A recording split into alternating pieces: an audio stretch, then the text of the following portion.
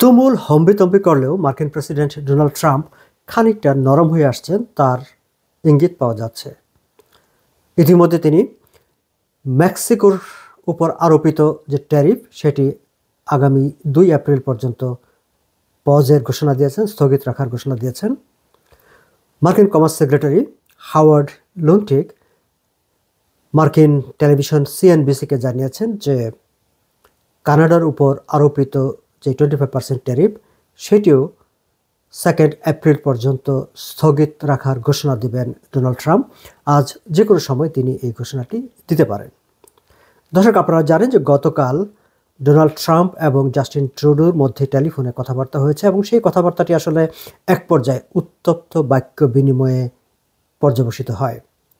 Donald Trump অনেকটা চাপই দিচ্ছিলেন Justin ট্রুডোকে, যেন জাস্টিন ট্রুডো যে পাল্টা ট্যারিফের ঘোষণা দিয়েছেন সেটি প্রত্যাহার করে নেয়। জাস্টিন ট্রুডো ডোনাল্ড ট্রাম্পের মুখের উপর স্পষ্টত জানিয়ে দিয়েছিলেন যতক্ষণ পর্যন্ত না ট্রাম্প তার এই ট্যারিফ প্রত্যাহারের লিখিত আদেশ জারি করবে ততক্ষণ পর্যন্ত কানাডা তাদের কোনো অ্যাকশন, কোনো কাজ, কোনো রিভিউ করবে না, রিভাইজ করবে না।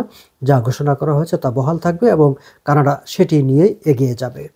এই নিয়ে দুই সরকার প্রধানের মধ্যে বেশ খানিকটা উত্তেজনা দেখা দেয়, উত্তপ্ত বাক্য বিনিময় হয় এবং শেষ পর্যায়ে কোনো ধরনের সমঝোতা ছাড়া, কোনো ধরনের কনক্লুশন ছাড়াই টেলিফোন সংলাপটি শেষ হয়ে যায়, যেটি হোয়াইট হাউস পরবর্তীতে বিবৃতিতে বলেছে সামওয়াট ফ্রেন্ডলি ম্যানারে টেলিফোন সংলাপটি শেষ হয়েছে।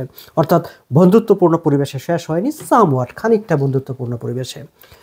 আজ সকাল থেকেই বৃহস্পতিবার দুই দেশে আসলে এটি নিয়ে বেশ তুমুল তৎপরতা চলছিল, কারণ এই ট্যারিফ এবং পাল্টা ট্যারিফ দুই দেশের ইকোনমির জন্য একটা হুমকি হয়ে দাঁড়িয়েছে।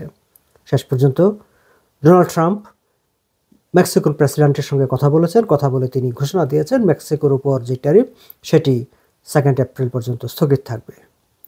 কানাডার সঙ্গে তিনি আজকে কথা বলবেন কিনা, আরেক দফা কথা বলবার কথা ছিল, আজ আবার তাদের মধ্যে আলাপ হবে কিনা সেই বিষয়টি আমরা এখন পর্যন্ত নিশ্চিত না।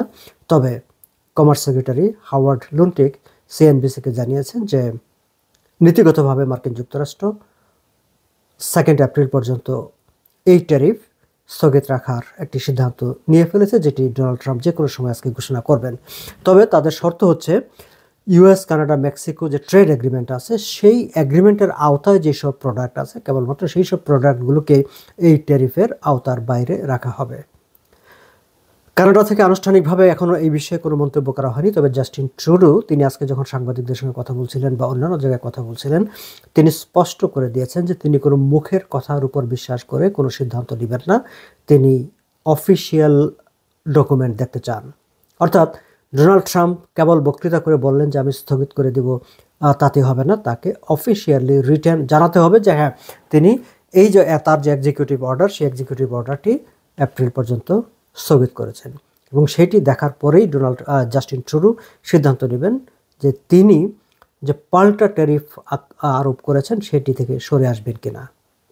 একই রকম কথা বলেছেন অন্টারিওর প্রিমিয়ার ডাগ ফুড অবশ্য প্রিমিয়ার্স যে কাউন্সিল, সকল প্রিমিয়ারদের যে ফোরাম, সেই ফোরামেরও তিনি এখন চেয়ার। সো দর্শক, এটা মনে হচ্ছে যে কানাডা যে শক্তভাবে দাঁড়িয়েছে জাস্টিন ট্রুডোর নেতৃত্বে, পুরো কানাডা, পুরো নাগরিকরা, দেশবাসী, সেটি ডোনাল্ড ট্রাম্পকে খানিকটা হলেও ধাক্কা দিতে পেরেছে এবং তার যে ইগোইস্টিক অ্যাটিটিউড তার মধ্যে কিছুটা হলেও চির ধরাতে পেরেছে। আমরা অপেক্ষায় আছি কখন ডোনাল্ড ট্রাম্প ঘোষণা দেন এবং তার ঘোষণাকে ধরে জাস্টিন ট্রুডো কিভাবে রিয়্যাক্ট করেন, কি ব্যাখ্যা দেন সেটি দেখার জন্য।